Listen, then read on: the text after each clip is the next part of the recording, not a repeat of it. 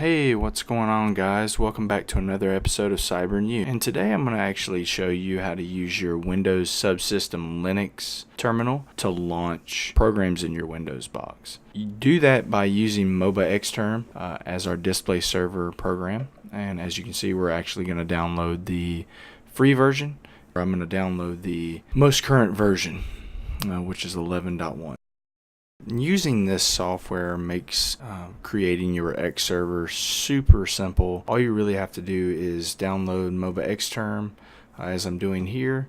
Go ahead and install it, and you're pretty much ready to go. As you can see, it has this nice little interface for you, so you can use that to launch your X11 server to display any of the programs you launched from your WSL terminal.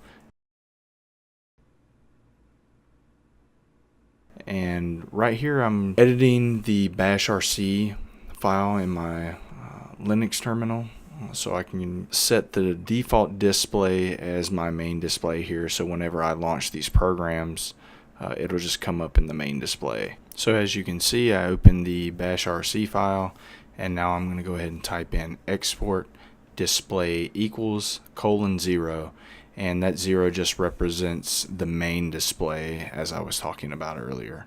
So after I'm done editing, I'm going to go ahead and exit and save to save the changes here, and then I'm actually going to use the source command on the bashrc file here to just go ahead and invoke those changes immediately. And then I'm going to go back into MobaXterm. I'm going to go under the clipboard option under settings X11, and I'm going to select disable copy on select. So what that means that whenever I select something in my X11 programs, which will be Firefox in this point, it won't automatically copy that over.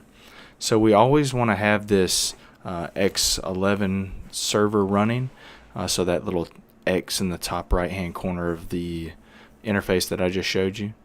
And then I'm going to go ahead and run the program Firefox. Right now I'm going to find out the absolute path name, and then I'm going to execute the Firefox program doing that, and it ought to launch. And as you can see, Firefox has been launched from our Linux terminal in our Windows box, so we have accomplished our goal. So of course, if you like this video, go ahead and hit that subscribe button.